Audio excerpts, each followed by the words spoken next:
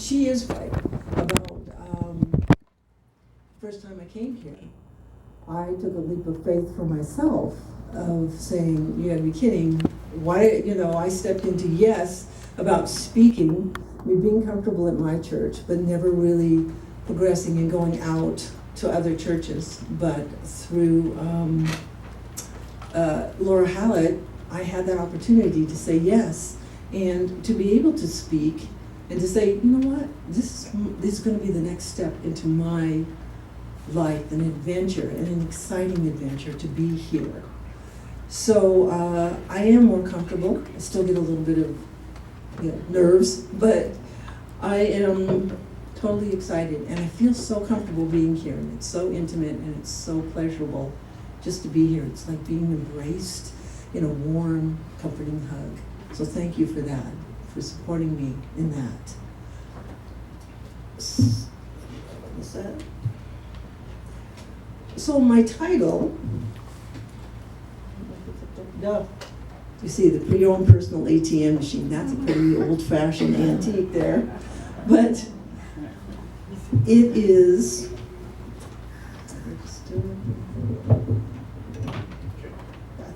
Here we go. But before I start and explain, well, what does that mean? What does that mean in our life? What is that ATM machine? First of all, there's a discovery, refreshing discoveries in our life. I'm going to read something to you because I always bring something to read to you, and it's something that I wrote. It's to get us into a mood to breathe and to realize. So it's called Refreshing Discoveries. Pay attention, breathe. Return home with me. Memorize the stepping stones along the way. Embrace them, love them. Discover the mysteries of life and feel refreshed. Open the door wide to your soul center. Welcome the insights that filter in like moonbeams dancing across the room. Catch them at a glance. Breathe. Stay conscious as a silent witness observes patiently, gracing you with rich blessings, bringing you back to your natural state of being. So we are in that place of being refreshed, of being open up wide, of looking for those moonbeams, different things that come filtering into our life. The theme for this Sunday from the Center for Spiritual Living is your spiritual bank account.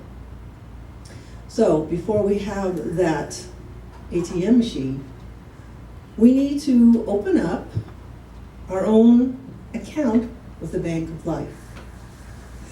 And to have that spiritual bank account, it's a place where we are connected with the infinite, with the divine, where we can have everything built up inside of us, that when an emergency arises, crisis happens in our life, we are so stored up inside of ourselves that we can draw from that spiritual bank account at any time and be prepared. When any stress or strain comes in our life,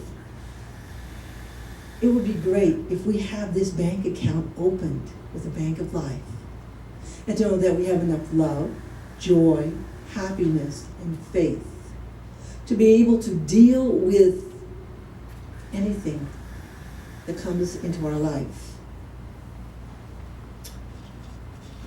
And to draw on it, because there are times when we need more love and tolerance, more kindness, more understanding, and a deeper faith and a higher acceptance of life. There are those moments when our life, if we have not stored up enough, when we feel like we're empty inside. Like you have that fear, you go to your bank, and you're looking like, oh shoot, I don't have anything to draw on. How am I going to pay my next bill? It has that feeling of despair, that feeling of destitute of hope, where fear takes over and it creeps in. And do we want to avoid this kind of feeling? Do you know how it feels icky inside for you? Yes, Yes, we do want to avoid this kind of feeling. We want to be prepared. So as we open up our spiritual bank account with the Bank of Life, knowing that we're drawing on the infinite each day, that as we deposit every single day happiness, faith, love, the more and the more we build up within ourselves. How do we go about setting up this bank account? We know that we can deposit money in the bank, in our regular bank account, and we have that money available to us at all times. And then we can draw and write a check, use our debit card, and have that security because it's in a safe place. We want this bank account, the spiritual bank account, to be a safe place also. We know that when we were born, we were deposited, God deposited within us everything that we need. All the joy, all the love, all the happiness. And it was within us to become to this conscious awareness that we have this source within us. And at any time, we rely on that source to bring us through life.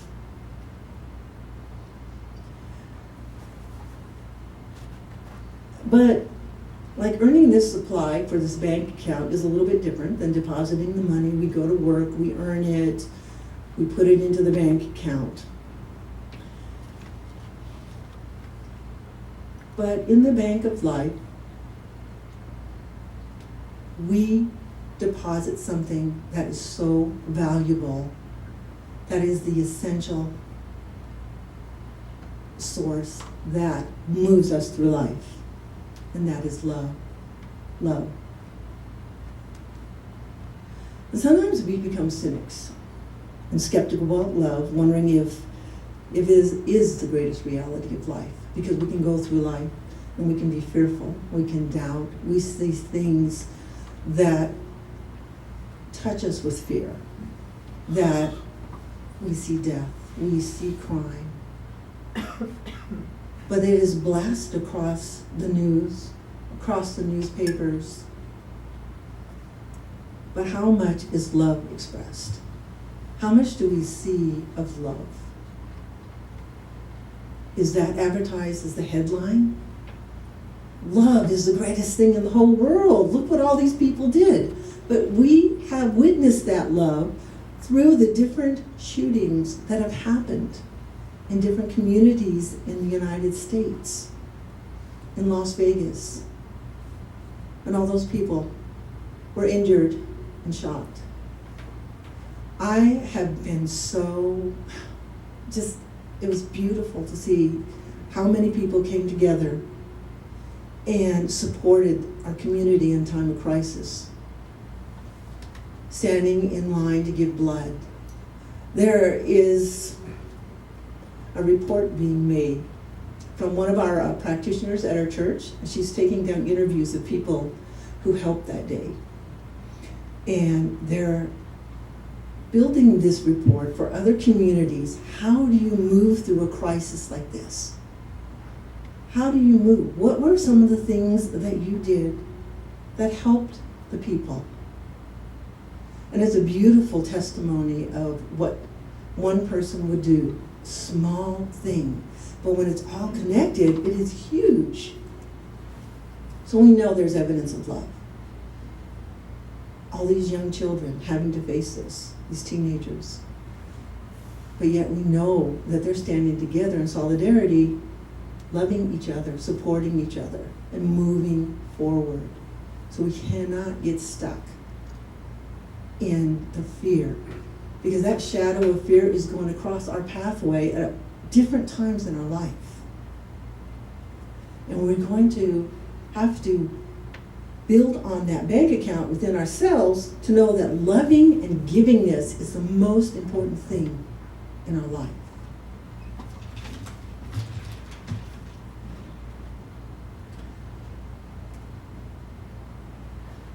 So how can we draw on that ability and use this account? So we've now got the spiritual account in the Bank of Life. And now it's time to build on those things that we can be sourced to move through all these different crises in our life. So the ATM machine comes into play. We love to go to that ATM machine, put the card in, boom, get the money out. Easy, nice. But this ATM machine is a little different. This ATM machine, you can draw it on at any time. But, of course, and maybe many of you have heard what that acronym stands for. You build it with the strength of affirmations, treatment, and meditation. That is our ATM machine. Each day, we can affirm for ourselves the truth of who we are and know that truth. And we stand tall in that, because when I'm going to work and I'm thinking, I'm feeling a little bit iffy today, I know that when I proclaim out loud my affirmations, I feel that strength within me. And I know it's the truth. I am successful. I am appreciated. I am valued. And it's surprising, after all these affirmations, when you go to work, you hear those words echo back to you. People will say, I really appreciate what you did for me today. And it's an interesting thing. I have a young coworker, and she has some doubts about herself, about her life, about the work that she's doing. And so I talked to her. I said, you know what? I can give you a gift. I can each day text you an affirmation, and you can repeat it and use it as you like. So every day I have been sending her an affirmation, and it's so interesting. The last one I just sent her was one about prosperity, being debt-free, cash flow. She sent me a text back really quick. She said, how did you know? She said, I was just saying that I am so broke. And it was like the perfect timing to affirm for herself that that's the fear. That's the shadow crossing your path. The truth is, you are sourced from within, and you are not debt. You are debt-free. You are cash flow positive. And it's happened a couple times when I texted her and talked about love, or appreciating herself, or loving herself. And she sent a heart back saying, thank you, I needed that today. So it's really precious that if you have someone in your life and you feel that they're coming through or going through some kind of crisis or maybe disbelief in their faith, to affirm the truth for them. I know my sister had told me that she did that for a friend of hers too. And each day she sent her an affirmation, building her value. Yeah, I am beautiful. Yes, I am. So it's a really precious gift to give somebody.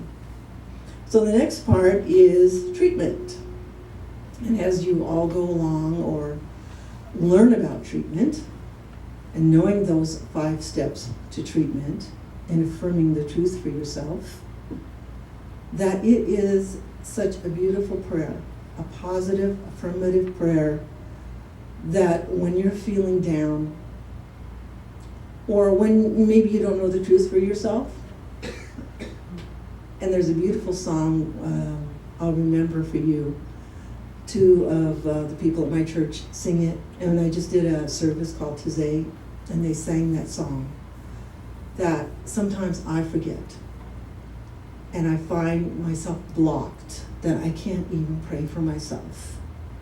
But there's practitioners, and there's people in your life that you can sit in front of, and they will know the truth for you. I am remembering for you. And it's another beautiful gift, because you're sitting in front of somebody who sees you, not your problem, not your story, but they see the perfect wholeness within you. And they pray, and they give you that gift of prayer and that affirmative truth of who you are, despite anything that looks otherwise. So it is a very useful tool. And I hope all of you get the chance to learn more about treatment, or I know some of you already know what it's all about. And in this community, it's a great learning place. The other thing is meditation, like the beautiful meditation that Laura did this morning. That is such a grounding place where we can let go of any past or any fear of the future, and we can sit in quiet contemplation.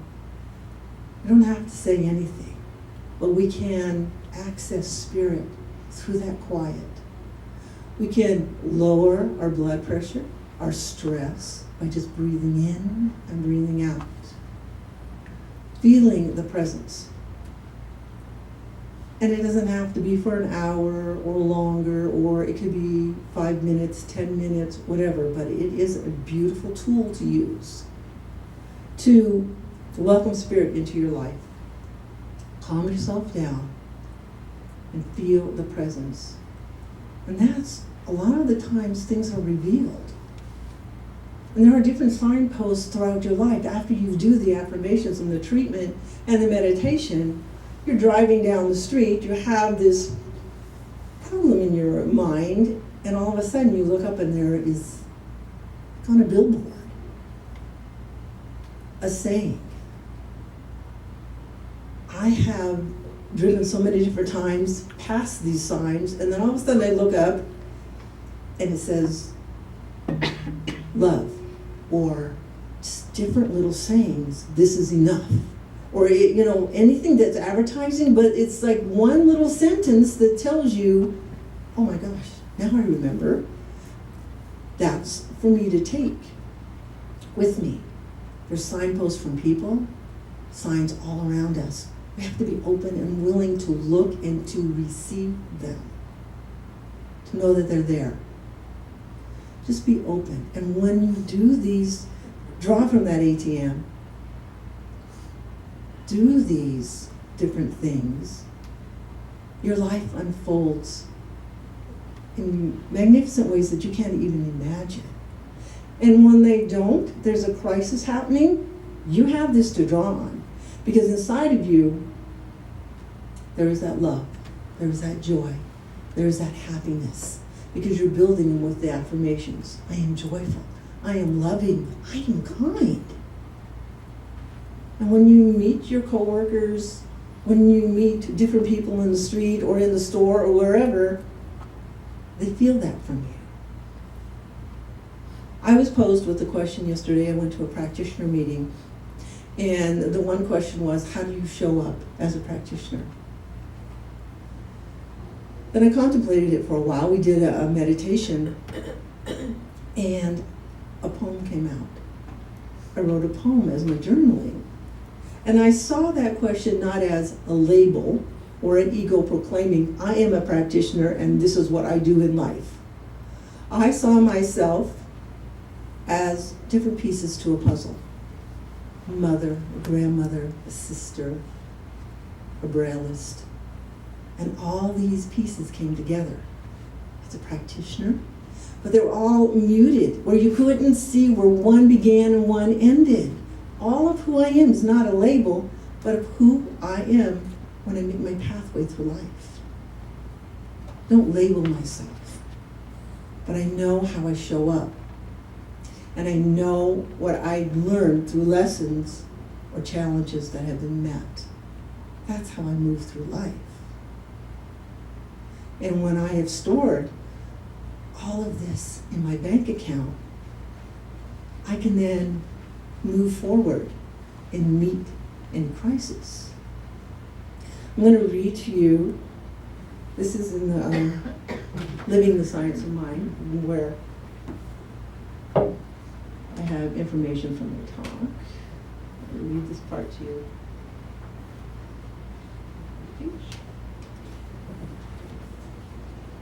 And this is when I talk about love. And in this book, it says, God is love, and all the love there is mine now. I shall endeavor to see something lovable in everyone I meet, in every situation in which I find myself, and as I do this, I shall accumulate a great degree of love to be deposited in my bank. And then when some experience comes along which seems unkind or unlovable, I shall be able to write a check on my bank of life which will cover every liability of hate or unkindness. So each day, as you go about your business and you see someone and you project that love. I saw this homeless man, which was very interesting, yesterday on the corner, and I wish I could have read his sign, but he's very tall. He didn't look disheveled, or he was very neat looking. But I had this sense of empathetic compassion for whoever he was, because it wasn't your typical person. But he stood tall, and he was standing proud, but he was holding a sign. And unfortunately, I didn't get to read the sign. But there was a connection when I glanced at him. And I felt something inside of me drawing me closer to who he was, and praying for whatever reason he was standing there for, that he could move through it and be enlightened by what he was going through. Now, sometimes there have been two things in my life that I have had to draw on the ATM machine. And I may have mentioned it once before here, and I don't know. There was a time when I was in a car accident with my son, with my daughter-in-law, and my little grandson, who was like 8 months old at the time. And we were going to Canada, my first trip to go to Canada, and I was so excited because they lived in Washington State. But my son was not thinking. He needed new tires on the car. And with the hustle and bustle of trying to get us all ready, with the mom packed in the back with all sorts of bags and the baby in the car seat and me up front with my son driving, then we made it on our way. And as we were going down the highway, the tire blew because there was enough tread on it. The car, my son, probably anxious and fearful at the time, was not really experienced in what to do. But there was a little ditch, and there was a big dividing highway on the left side. And it's so surreal when something like that happens to you.